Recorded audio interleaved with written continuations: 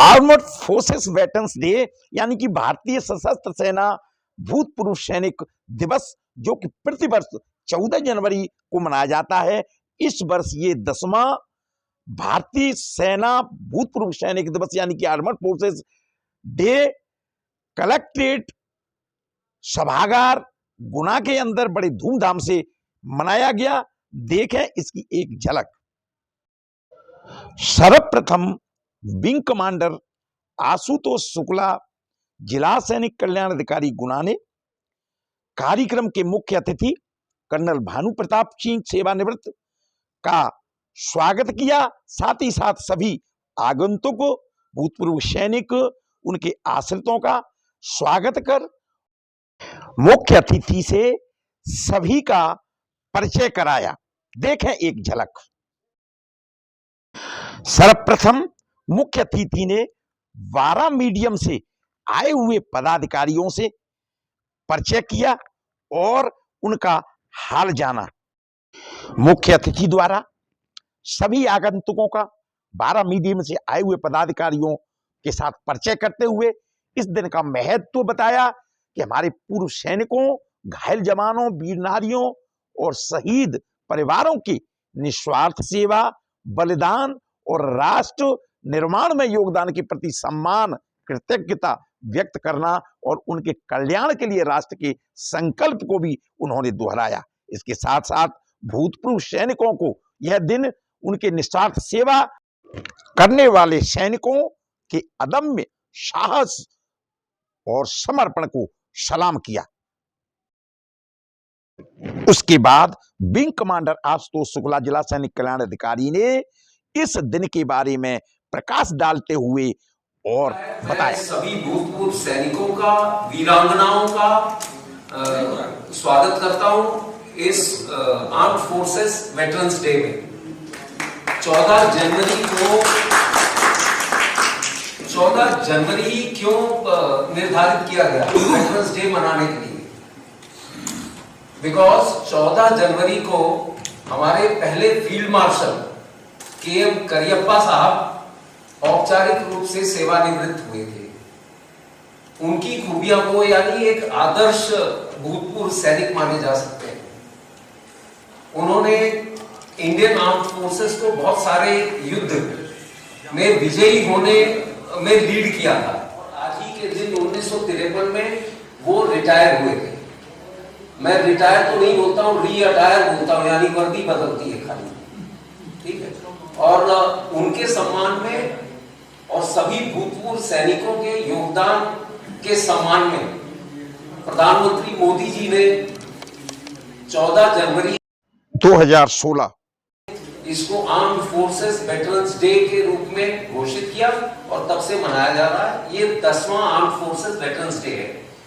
इसमें हम आप लोगों की सेवाओं को याद करते हैं, उनको सम्मानित करते हैं। जितने हमारे वीर और वीर गति को प्राप्त हुए इस देश की सेवा में, उनको जो आर्मी से रिलेटेड अभी है जिसको हम सॉल्व कर सकते हैं उसको तुरंत सॉल्व कर देंगे। जो सिविल से रिलेटेड होंगी उसको हम समय अनुसार सब कुछ देख के, कागज और रूल पोजीशन देख के धीरे धीरे उसके समाधान की ओर आगे बढ़ेंगे। अब कोई स्कीम्स होंगी तो मैं महावीर साहब से बोलूंगा, ऑनरेडी कैप्टन महावीर साहब, यदि कोई स्कीम्स ऐसी हैं तो आप इनको बताएं। धन्यवाद। जय हिंद। आर्मर्ड फोर्सेस वेटरन्स डे के अवसर पर इस सभागार में उपस्थित आज के chief guest colonel Bhanu Pratap Singh, wing commander Ashutosh Shukla, सेवानिवृत्त जिला सैनिक कल्याण अधिकारी, 12 मीडियम से आए हुए पदाधिकारीगण, भूतपूर्व सैनिक, वीर नारी और उनके आश्रित का मैं आज वंदन, अभिनंदन करता हूं और आर्मर्ड फोर्सेस वेटरन डे की बहुत बहुत शुभकामनाएं देता हूं। आर्मर्ड फोर्सेस वेटरन डे क्यों मनाया जाता है, इसका क्या महत्व है, ये विंग कमांडर आशुतोष शुक्ला जी, जिला सैनिक कल्याण अधिकारी साहब ने बता दिया है। अब हम बात करते हैं एक सैनिक जीवन की। जैसा कि सर्वविदित है, एक युवा जब युवा अवस्था की दहलीज पर कदम रखते ही सेना में शामिल हो जाता है। फिर वो +50 के राजस्थान का तपता हुआ रेत हो या -50 ग्लेशियर की कड़कड़ाती ठंड, हर भौगोलिक परिस्थिति का सामना करते हुए अपने परिवार को पीछे छोड़कर बड़े कर्तव्य निष्ठा के साथ में अपने देश की रक्षा करते हुए वह व्यस्त रहता है और वह समाज से कटा रहता है। इसलिए कुछ सैनिक कुछ पिछड़ जाते हैं। जब वो सेवानिवृत्त होकर के आता है तब उसकी उम्र 45 से 50 के बीच होती है और उसके कंधों पर भारी भरकम जिम्मेदारियों का बोझ रहता है, जैसे बच्चों की उच्च शिक्षा, वृद्ध माता पिता की देखभाल और बच्चों का सेटलमेंट, सामाजिक अनेक रीति रिवाजों का निर्वाह, और उस समय उसकी इनकम, उसकी आमदनी आधी से भी कम हो जाती है। ऐसी अवस्था में अगर उसको किसी योजना के तहत कहीं से कोई आर्थिक सहायता मिल जाती है तो वो उसके लिए बहुत मददगार सिद्ध होती है। भूतपूर्व सैनिकों के लिए अनेक प्रकार की कल्याणकारी योजनाएं, आर्थिक सहायताएं चल रही हैं, जिनका लाभ लेकर के वो अपने बच्चों का सेटलमेंट कर सकता है। लेकिन कुछ भूतपूर्व सैनिक जानकारी के अभाव से, जानकारी न होने के कारण इसका फायदा नहीं ले पाते हैं। आज इन योजनाओं का फायदा लेना बहुत ही आसान है।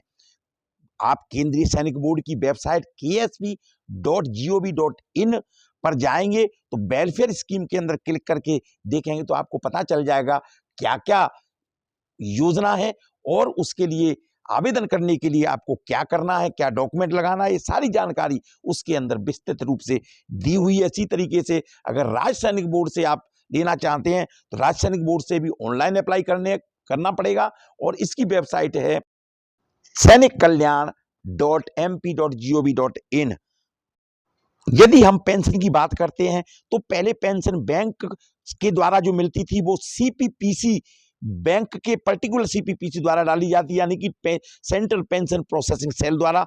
अब वो स्पर्श के द्वारा PCDA इलाहाबाद द्वारा डाली जाती है, जिसकी जानकारी आप एंड्रॉयड मोबाइल से लॉगिन ID और पासवर्ड के द्वारा पता कर सकते हैं, पेंशन स्लिप आप निकाल सकते हैं। स्पर्श में मोस्टली 90% लोगों का हो गया है। कोई पुराना केस है या किसी तरह का उसमें कोई कॉम्प्लेक्स दिक्कत है उसका नहीं होगा, नहीं तो सब लोगों का स्पर्श का हो गया है। सबके पास में ज्यादातर मैं फोन से ही लॉगिन ID दे करके यहाँ से खोल के बता देता हूँ, उनको समझा देता हूँ, वो खोल देते हैं, है ना। स्पर्श में जो आपकी पत्नी का जो आश्रितों का नाम है, डेट ऑफ बर्थ है, कृपया थोड़ा सुनिए, ध्यान से सुनिए, आपके बहुत जरूरी बात है जिसकी वजह से दिक्कत आ रही है। अब कई लोग हैं, जैसे देखिए ये पता नहीं है किसी को कि कौन पहले जाएगा, किसी को नहीं पता, पहले आपकी पत्नी जाएगी या आप पहले जाओगे। लेकिन आप पहले जब चले गए तो आपके बाद आपकी पत्नी को बहुत दिक्कत होती है अगर उसके नाम और डेट ऑफ बर्थ में कोई वेरिएशन है। तो ये जो है आपके Aadhaar card, PAN card, election card, आपके जो है 10वीं की मार्कशीट, 10वीं की मार्कशीट नहीं तो फिर जन्म प्रमाण पत्र। अब 10वीं की मार्कशीट यहां क्यों बोला है? क्योंकि गवर्नमेंट ऑफ इंडिया ने 10th की मार्कशीट को जन्म प्रमाण पत्र की प्रमाणीकरण के लिए वैलिड डॉक्यूमेंट माना, ठीक है ना। क्योंकि कई जो पुराने लोग हैं जिनकी पत्नी का जो है मतलब जैसे वो 60-65 या उससे पहले की जन्म दिन है और वो पढ़ी लिखी नहीं है, अब उनको सबसे बड़ी दिक्कत आती है क्योंकि आधार अपडेट करने के लिए आपको दोनों में से एक वैलिड डॉक्यूमेंट चाहिए, या तो 10वीं की मार्कशीट चाहिए या फिर जन्म प्रमाण पत्र। अच्छा, जन्म प्रमाण पत्र आपका चाहे कितना भी पुराना है बन सकता है, उसका प्रोसेस है। आप कलेक्टर से लेके नीचे तक जब आप आएंगे तो आपको पहले कलेक्टर को आवेदन देना पड़ेगा, वो आदेश कर देंगे SDM के लिए, SDM से ब्लॉक में आदेश आएगा, ब्लॉक वाले आपके जो है अगर गांव के रहने वाले हैं तो गांव में आपका जो है सेक्रेटरी रहता है, सेक्रेटरी, उस सेक्रेटरी का जो है का काम है वो आपको ऑनलाइन बना करके देगा। और अगर सिटी में रहते हैं तो आपका नगर निगम है, नगर निगम में जन्म और मृत्यु वाला एक डिपार्टमेंट है, सेल है, विभाग है, वो आपको बना के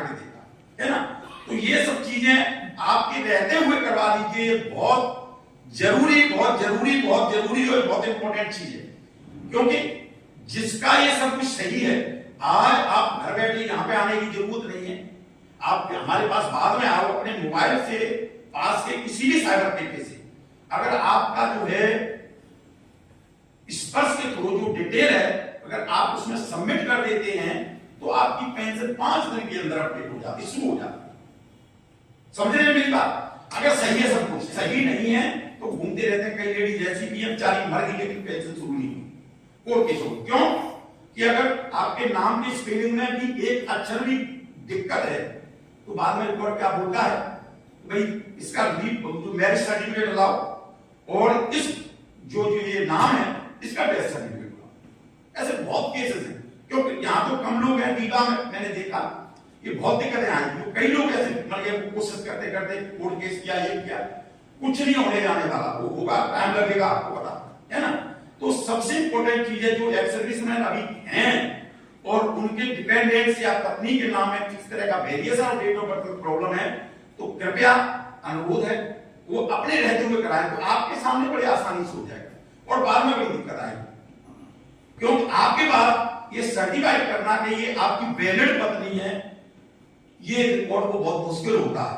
आपके पीसीडी इलाहाबाद को बहुत मुश्किल होता है। पीसीडी इलाहाबाद से आपको जो है इस पर से तो पेंशन डाली जाती है। पहले आपके सीपीपीसी से डाली जाती थी pension, central pension processing cell हुआ करता था हर एक बैंक का, उससे डाली जाती थी। अभी सेंट्रली एक ही जगह से डाली जाती है, स्पर्श जो आपका पीसीडी है, पता है ना सभी को ये चीजें। हाँ, तो ये बहुत जरूरी है ना, ये सब चीज कर लीजिए। उसके बाद एक और सबसे, ये तो होगी ये बात। अच्छा, स्कीम आपके जो है पहले जो केंद्रीय सैनिक बोर्ड की थी वो ऑनलाइन करके की जाती थी और राज्य सैनिक बोर्ड की ऑफलाइन। तो आज राज्य सैनिक बोर्ड ने भी ऑनलाइन कर दिया है। जितनी भी आर्थिक सहायता है, जितनी भी योजनाएं, राज्य सैनिक बोर्ड से 2 तरह की योजनाएं मिलती हैं। एक जो है मध्य प्रदेश गवर्नमेंट से और दूसरा राज्य सैनिक बोर्ड से जो आर्मी फ्लैग फंड के थ्रू जो पैसा दिया जाता है, इकट्ठा होता है उस। तो ये दोनों तरह की स्कीमों के लिए आपको ऑनलाइन आवेदन करना पड़ेगा, जिसके लिए वेबसाइट है sainikkalyan.mp.gov.in। जब आप इसको खोलेंगे तो उसमें सारा प्रोसेस है और एक कल्याण ऐप भी बनाया हुआ है, जिसके बारे में मैंने आपको पहले बताया। सैनिक कल्याण ऐप भी बनाया हुआ है, जिसके बारे में मैंने आपको पहले बताया है ना। तो वो सैनिक कल्याण ऐप आप जो है अपने मोबाइल में अपने गूगल प्ले से अनलोड कर लें और उसके अंदर उससे भी आप जो अप्लाई कर सकते हैं। वो बहुत सिंपल प्रोसेस है, बहुत सादा प्रोसेस है और आजकल नए लड़के बहुत एक्सपर्ट हैं, अच्छी तरह से जानते हैं कि कैसे मोबाइल चलाना। उससे आप घर बैठे ही सारी जानकारी ले सकते हो और आपको ऑनलाइन आवेदन आप कर सकते हैं। ठीक है ना। तो ये जो है स्कीमों का फायदा आप उठाइए, ज्यादातर लोग नहीं उठाते है ना। इसके साथ साथ आपका जो है कई लोगों के जो YouTube पे पड़े हुए, मेरा भी एक YouTube चैनल क्या नाम है, परफेक्ट इन्फो करके, मैंने एक एक स्कीम के बारे में डाला हुआ है कि ये स्कीम से ऐसे अप्लाई करेंगे तो आपको जो है सब कुछ डाला हुआ, आप उसको देख करके कर सकते हैं। ठीक है, नहीं तो उसमें भी इंस्ट्रक्शन दिए हुए हैं ऐप के अंदर, वो देख करके आप कर सकते हैं। कौन कौन से डॉक्यूमेंट आपने डालने हैं वो सब चीजें बड़ी साफ सुथरी उसमें लिखी हुई है, उसके अनुसार आप घर बैठे ही अपने आवेदन कर सकते हैं। क्योंकि सबसे ज्यादा दिक्कत यहाँ पे आती है शिवपुरी की कई तहसीलें ऐसी हैं वो बहुत दूर दराज में है, बिल्कुल जंगल में और बहुत दूर है यहाँ से, जहाँ पे संभव नहीं है कि हर महीने और हर समय पे मतलब हमारे जिला सैनिक कल्याण कार्यालय का स्टाफ या कल्याण अधिकारी साहब विजिट कर सके और आपको बता सके। ठीक है, तो सबसे इमीडिएट इंपोर्टेंट है, हमने सबका वो बनाया हुआ है ग्रुप में मैं डालता हूं, लोग रिस्पॉन्स नहीं करते हैं, है ना। तो आपको किसी भी तरह की परेशानी है आप इसमें रिस्पॉन्स करें, आप बताएं, हम आपको तुरंत जवाब देते हैं, बताते हैं। और इस साल तो मैंने कई लोगों का, कम थे तकरीबन जो 70 लोगों, 60-70 लोगों का फोन उन्होंने किया। मैंने उनको जो है फोन से ही समझाते हुए कि भाई जीवन प्रमाण पत्र से डाउनलोड करो, आधार केस आरडी डाउनलोड करो, ऐसे ऐसे करो, फिलअप करो, ये करो। मैंने वहीं पे उनका जो है जीवन प्रमाण पत्र वहीं करवा दिया 70 लोगों को तकरीबन। ठीक है ना। तो आप जो अगर मुझे फोन करोगे मैं तुरंत जो है बताता हूं, ऐसे ऐसे करके आप जो है अपनी कार्रवाई कर सकते हैं। यहाँ पे आने की ज्यादा जरूरत नहीं। ठीक है ना। तो ये सब चीजें हैं। आप जो है बोलने को तो बहुत कुछ है, बहुत मतलब चीजें आप बताते रहेंगे, लेकिन जो सबसे इंपॉर्टेंट चीज मैंने आपको बता दी है वो है आपके नाम, डेट ऑफ बर्थ में वेरिएशन, इसको ठीक कराना। अगर किसी के अंदर है तो अपना चेक कर लीजिए और वो आप इसको ठीक करा लीजिए, ठीक है। स्पर्श वाला वो कि आप जो है गूगल के थ्रू ये लोगों ने ऐप डाउनलोड किया हुआ है उसका स्पर्श का, वो खुलता नहीं है, उसमें प्रॉब्लम आती है। लेकिन आप इससे मोबाइल से गूगल क्रोम से स्पर्श डाल के खोलोगे तो बड़ी आसानी से खुल जाता है। आप देख लीजिए मोबाइल अभी खुल जाएगा, है ना। तो किसी तरह की दिक्कत आती है तो आप मुझे फोन करो, फिर मैं आपको बताऊंगा। मेरे स्टाफ को किसी को फोन करो, बाबू को फोन करो, पहला जाए मैं हूं, ठीक है। इवन तो साहब का भी नंबर आपको सर्कुलेट कर देंगे, साहब को भी करेंगे, साहब को बता देंगे, है ना। तो आपको असुविधा नहीं होनी चाहिए, इसके लिए हम लोग यहाँ पे बैठे हैं, लेकिन इसका फायदा लेना वो आपका काम है ना। अब मैंने बोला कि भैया डॉक्यूमेंट आपको ये स्कीम के लिए चाहिए, ठीक है। अब मतलब मैंने सबको अनुरोध किया हुआ है कि अगर कोई खत्म हो जाता है, किसी की डेथ हो जाती है, आप इंटीमेट करिए। मैं उसके सम्मान के लिए डाकिया में पहुंचूंगा, मैं नहीं पहुंच पाता हूं, स्टाफ पहुंचेगा, स्टाफ नहीं पहुंच पाता है तो हमारा रैप पहुंचेगा, लेकिन जरूर जाइए, सम्मान करेंगे, लेकिन लोग करते नहीं है। चाहती बात। तीसरी बात, वो आपको मैं आपको बता देता हूं, पूरे हिंदुस्तान में शायद मध्य प्रदेश का जो राज्य सैनिक बोर्ड है यही है जो सबसे ज्यादा डेथ ग्रांट जो आपके मृत्यु के बाद में जो डाक्टरिया के लिए जो पैसे मिलते हैं वो सिर्फ मध्य प्रदेश राज्य सैनिक बोर्ड 25,000 रुपए देता है। कितने कितने 25,000 नहीं, आपके रिपोर्ट से 8,000 मिलते हैं, 10,000 आपके डिपेंडेंट स्टेशन कैंटीन से मिलते हैं, ना। लेकिन तीनों में एक ही मिलेगा, तीनों में एक मिलेगा। और सबसे ज्यादा कौन सा हमारा जो मध्य प्रदेश का 25,000, ठीक है। तो इसके लिए लोग नहीं आते, बताने के बावजूद भी। आप एक का समय है, 1 साल के अंदर अंदर अगर आप आ जाते हैं तो मिल जाते हैं, फिर उसके बाद नहीं, है ना। अच्छा, पहले ये क्या था, सिर्फ एक्स सर्विसमैन के लिए था, सिर्फ जो है एक्स सर्विसमैन को मिलता था। लेकिन आज एक्स सर्विसमैन की पत्नी भी खत्म होती है, उसको मिलेगा, और एक्स सर्विसमैन को मिलेगा। अगर किसी का परिवार में बेटा बेटी अगर नहीं है और अकेला एक्स सर्विसमैन है, उसका अगर पड़ोसी भी अगर उसका दाखिला करता है तो वो भी इसका आग्रह है, उसको मिलेगा, मतलब मिलता जरूर है ना। तो अगर आप कोशिश करते हैं तो हम पक्का उसको दिलवाने की कोशिश करते हैं। तो आपसे अनुरोध है, कृपया जो है आप ये जो मैंने बातें बताई हैं इस पर ध्यान दें। और सबसे इंपॉर्टेंट एक ही चीज कि अपने जो है डिपेंडेंट्स का नाम ठीक कराएं, क्योंकि उसमें हमें बहुत दिक्कत आती है। अभी एक केस हुआ है, एक लेडीज का जो अभी एक रावत खत्म हुए थे वहां पे शिवपुरी में, टेंशन शुरू हो गई। 5 दिन नहीं हुए, मैंने लड़का उनका पढ़ा लिखा था, मैंने समझाया, वहीं से बोल कर लाइफ सर्टिफिकेट के लिए फिर उन्होंने कहा कि लाइफ सर्टिफिकेट डालो, 5 दिन के अंदर सेंसर उन्होंने दे दी। उसके बाद लाइफ सर्टिफिकेट वहीं से मोबाइल से मैं छुट्टी पैदा होगी, मैंने वहीं से बताया और उसने लाइफ सर्टिफिकेट डाल दिया, उसकी टेंशन आ गई, ठीक है ना। तो ये वह चीजें आप जो है अपने घर पर बैठ के कर सकते हैं, सुविधा से बच सकते हैं, है ना। लेकिन करना पड़ेगा आपको, थोड़ा सा समझ इसके लिए चाहिए, ठीक है। तो अब किसी की कोई समस्या या कुछ पूछना चाहते हैं बताइए, एक एक करके पूछिएगा, सब जवाब। मैं 2-3 पॉइंट और सर ठीक। एक बार पुनः मैं आपको कुछ पॉइंट्स मैंने लिखे जो आजकल सही साइट से अपनी इंफॉर्मेशन को निकाले। तीसरा पॉइंट जो मैंने लिखा था, आप लोग क्योंकि बहुत सीनियर सिटीजन्स में देख रहा हूं, तो उसमें अपना पैन कार्ड, आधार कार्ड और स्पर्श, ये तीनों को कृपया करके लिंक कर लें। अदरवाइज किसी भी समय कुछ लोगों का पैन कार्ड यदि लिंक नहीं होगा स्पर्श में तो पेंशन बंद कर सकते हैं या और कोई जबरदस्ती पेनल्टी टैक्स लग सकता है, बड़ी सारी चीजें। तो इन तीनों को आप लिंक कर लें। पैन, हाँ, अच्छा, तो ये तीनों चीजों को लिंक कर रहे हैं आप, पैन, आधार और स्पर्श। मैं चाहता हूं कि सबकी जानकारी मैं डाल दूं उसको, ताकि हम कहीं ठगी के शिकार ना हो। और फौजी, जहां तक मुझे लगता है हम ऐसे एनवायरनमेंट में रहते हैं, ऐसे वातावरण में जहां हम सिविल से कट ऑफ रहते हैं, तो सिविल जीवन में किस तरह के पैंतरे चल रहे हैं उसमें फंस चुके हैं। सबसे पहला है साइबर क्राइम। साइबर क्राइम मतलब जो टेक्नोलॉजी के थ्रू, आपके मोबाइल के थ्रू, आपके वेबसाइट के थ्रू ये आपके बैंक अकाउंट में सेंध लगा लेते हैं। खासकर जो लोग बहुत सीनियर सिटीजन्स हैं, जो मोबाइल और कंप्यूटर ऑपरेट करना नहीं जानते और किसी और के थ्रू करवाते हैं, उनका पता चलता है पूरा खाता 5 मिनट में साफ हो गया है। तो मैं इतना ही बोलना चाहूंगा, देखिए ट्रेनिंग शायद मुश्किल होगी साइबर सिक्योरिटी की, खासकर सीनियर सिटीजन्स को। एक तो विश्वसनीय आदमी से कराएं और हमेशा उस पर नजर रखें अपनी, किसी लालच में ना पड़े।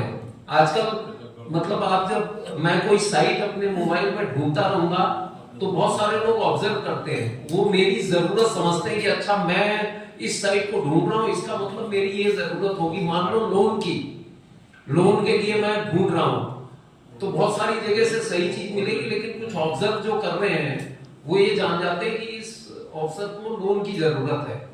अब कोई ना कोई मुझे फोन करेगा, बोला सर आपको लोन की जरूरत थी, बिल्कुल अप्रूव हो जाएगा 5 सेकंड में, ये वो ऐसे मैं एक लिंक भेज रहा हूँ, उस पर कर दो, 1 रुपया है, 1 रुपया आप डालिए और बस काम हो जाएगा। वो पता चला 1 रुपया तो मैं डालूंगा, वो जितने मेरे बैंक अकाउंट में उसके 5 मिनट के अंदर सब खाली हो जाएगा।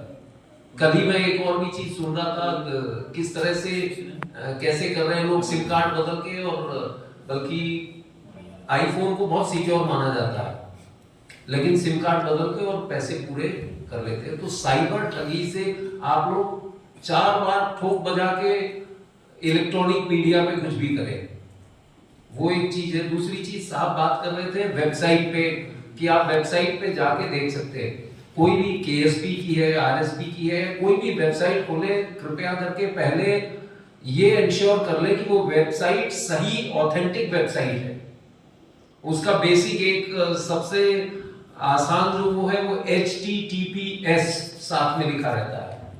कोई भी वेबसाइट का एड्रेस शुरू होगा तो पहले HTTPS लिखा होगा। HTTP लिखा है मतलब वो सिक्योर नहीं है, लेकिन S लगा है तो सिक्योर है, ये जनरल पता चल जाता है। हालांकि इसमें भी लोग कर रहे हैं। और दूसरी चीज, जो ऐसी वेबसाइट्स हैं जो आपके पैसे से रिलेटेड या ऐसे हैं जो सेना से रिलेटेड है, कृपया करके साहब को कांटेक्ट कर लें या अपने कल्याण बोर्ड को कांटेक्ट कर लें। हम आपको डिस्प्ले करेंगे कि कौन सी एक्चुअल वेबसाइट्स है जिस पे आप जाके देखें। उसमें फुल स्टॉप का भी अगर मिस्टेक होता है तो आप गलत जगह पहुंच जाते हैं और साइबर ठगी के शिकार हो सकते हैं। तो सही साइट से अपनी इंफॉर्मेशन को निकालें। DSW साहब और 12 मीडियम के आए हुए साहिबान का मैं बहुत शुक्रगुजार, जो यहाँ पे आपके बीच में आकर के आज जो है आर्मड फोर्सेस वेटरन डे, जो हमारे भूतपूर्व सैनिकों के लिए बहुत ही महत्वपूर्ण दिवस है, क्योंकि हमारी जो है पहचान साहब ने अभी ये इंडिकेट कर दिया, इसी वजह से हमारी जो छवि है, हमारी जो इमेज है, हमारी जो इज्जत है, वो सिर्फ इस वजह से ही, हमारी अकड़ की वजह से, हमारे व्यवहार की वजह से गिरती जा रही है। जबकि हमारे सेना का सबसे मुख्य, एक सैनिक का सबसे बड़ा गहना उसका डिसिप्लिन है। और डिसिप्लिन के अंदर सिर्फ ये ड्रेस पहनना और अच्छा अपने आप को सजा धजा के तैयार करना नहीं है। डिसिप्लिन के अंदर हमारे व्यवहार, पंक्चुअलिटी, परिवार का मेंटेनेंस, समाज का मेंटेनेंस, अपने गांव का मेंटेनेंस, अपने गांव के साथ व्यवहार, अपने परिवार के साथ व्यवहार, ये सब चीजें डिसिप्लिन के अंदर आती हैं। तो ये जो है बहुत जरूरी है, क्योंकि हमारा जो गहना डिसिप्लिन है, जो हमारा जो अनुशासन है, और अनुशासन से आदमी ही बहुत आगे बढ़ता है। आपने देखा होगा इसमें कुछ हमारे सैनिक हैं बहुत जो है आगे निकल जाते हैं, उनके बच्चे आगे निकल जाते हैं। आज जो है ऐसी स्थिति भी मैंने देखी है जहां पे जो है एक बच्चा किसी का सीईओ बैठा है जो 1 करोड़ से ज्यादा के पैकेज पे काम कर रहा है। आर्मी में अधिकारी है, जनरल तक लोग जा रहे हैं बनके, है ना। और कुछ जो बहुत पीछे रह जाते हैं। देखो 2 चीजें, अगर बच्चे आप पढ़ाओगे नहीं, बहुत जीने नहीं देंगे आपको घर में, और बच्चे पढ़ा दिए तो आपके वो है नहीं, वो चले जाएंगे अपने ससुराल की तरह, जैसे लड़की चली जाती है दूसरी। लेकिन आज साहब है, साहब की कोठी किस किन किन लोगों ने देखिए, साहब की कोठी कहाँ पे है, देखिए कहाँ पे, कोने पर है ना, अकेले रहते, इतना बड़ा 2-2.5 बीघा की जमीन में इतना बड़ा लंबा चौड़ा, क्यों? साहब का बेटा बेटी दोनों बाहर है, लेकिन वो शांति से जी रहे हैं। देख रहे हो ना, अभी 80 साल के प्लस में अभी अकड़, तो अकड़ ये चली है, तो शांति से उनको जो है खुशी है कि अपने कमा खा रहे, मस्ती में रह रहे। तो कहने का मतलब सबके इसी तरह से होना चाहिए। अगर आपके बच्चे सेटल हैं तो आप खुश हो, अगर बच्चे सेटल नहीं है तो आपको जीने नहीं देंगे, सारे दिन गाली देंगे, कहीं जो है लोगों के साथ में हो रहा है दिक्कत है ना। तो सबसे इंपॉर्टेंट आपका गहना, सबसे इंपॉर्टेंट आपकी जो है जो दौलत है वो है बच्चों को शिक्षित करना, आगे बढ़ाना। ठीक है, कितना आपने जमीन खरीद दी, कितना शाम को खरीद लिया, कोई मायने नहीं रहता, कोई मायना नहीं रखता, ये सब कुछ यही छूट करके चला जाएगा। लेकिन बच्चे आपके सेटल हो गए तो आपकी जिंदगी संभल गई, आपको कुछ करने की जरूरत नहीं। यार हो गए 15,000, मुख्यमंत्री ने कुछ दिन पहले घोषणा की तो कागज आते आते अगले महीने को उनको 15,000 मिले। कहने का मतलब सुधार हो रहा है, ये सब कुछ हो रहा है, लेकिन जानकारी नहीं। तो ऐसा कोई आदमी मिलता है जिसको पेंशन नहीं मिल रही है, कोई लेडीज है, जेंट्स है, लेकिन उसने नौकरी की है, उसके दस्तावेज लाओ, कागज लाओ, दिखाओ, हम कोशिश करेंगे उसको कुछ न कुछ जो है आर्थिक सहायता मिल जाए तो उसका भला हो जाएगा, है ना। तो इस सभी सिर्फ हमारा साहब का या कुछ लोगों का काम ही नहीं है ना, ये आप सबका काम है। जो जो जो इस तरह से जिनको पता नहीं है उनको जानकारी देना, और जो ऐसा कोई आदमी है तो हमें, ठीक है।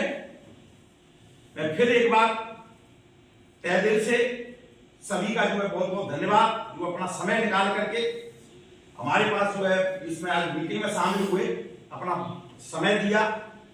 तो आपको बहुत बहुत आर्मड फोर्सेस बैटल डे की एक बार बहुत बधाइयां, और साथ ही साथ 12 मीडियम के साहिबान और ये इधर से आए हुए हैं, अपने ग्वालियर से सुबह जल्दी 4-5 बजे वहां से निकले हैं, तब आपके पास पहुंचे हैं। इनका भी बहुत बहुत धन्यवाद जो आपके साथ शामिल हुए हैं। और अब इसमें हम जो है, मैं अपने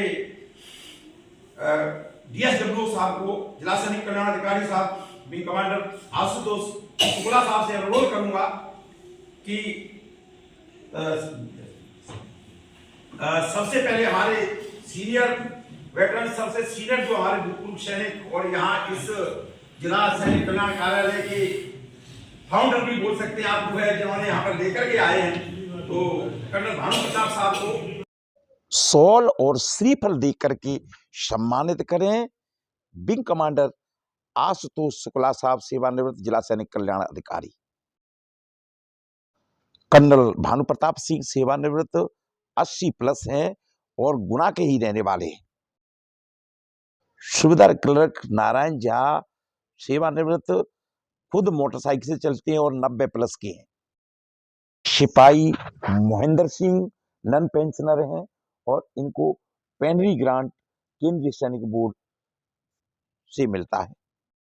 सिपाही सीताराम राघवगढ़ गुना के रहने वाले हैं, 80+ हैं और खुद अकेले सफर करते हैं। सुबेदार रावत साहब दूर दराज शिवपुरी के रहने वाले हैं, अनेक बीमारियों से पीड़ित हैं, अकेले सफर करते हैं। रिक्रूट माता प्रसाद 70+ हैं, अनेक बीमारियों से पीड़ित हैं, लेकिन खुद स्वयं यात्रा करते हैं। सिपाही राजेंद्र प्रसाद 70+ हैं और स्वस्थ हैं, अकेले। सिपाही आशीष कुमार पेंडालकर महाराष्ट्र के रहने वाले हैं और पत्नी खेती करते हैं, अच्छी जिंदगी जी रहे हैं। हवलदार दयाल सिंह राघवगढ़ के रहने वाले हैं, 70+ हैं, स्वस्थ हैं, अकेले चलते हैं। Honorary flying officer Vinod Kumar Shrivastava senior air force veterans हैं। भारतीय वेटरन्स की संख्या 32 लाख से अधिक है, जो कि यकीनन दुनिया का सबसे बड़ा संगठित समुदाय है। इस तरह के एक विशाल समुदाय में वीर गति प्राप्त सैनिकों की पत्नियां, जिन्हें वीर नारी कहा जाता है, भी शामिल हैं। सशस्त्र सेनाओं में ऐसी परंपरा है कि वेटरन समुदाय की देखभाल गर्व से मृत्यु की जाती है और समुदाय को आम जनता और केंद्र तथा राज्य सरकारों से बहुत सम्मान मिलता है। सशस्त्र सेनाएं पूर्व सैनिकों और वीर नारियों के कल्याण की देखभाल करने में विशेष गर्व महसूस करती हैं। अंत में एक बार फिर आर्मड फोर्सेस वेटरन्स डे की बहुत बहुत शुभकामनाएं। जय हिंद, जय भारत। गवर्नमेंट, केंद्रीय सैनिक बोर्ड, राज्य सैनिक बोर्ड की योजनाओं के लिए देखते रहिए परफेक्ट इन्फो। यदि पहली बार आप देख रहे हैं, आपसे अनुरोध है चैनल को लाइक करें, सब्सक्राइब करें, लोगों को भेजें और कमेंट्स करें। जय हिंद।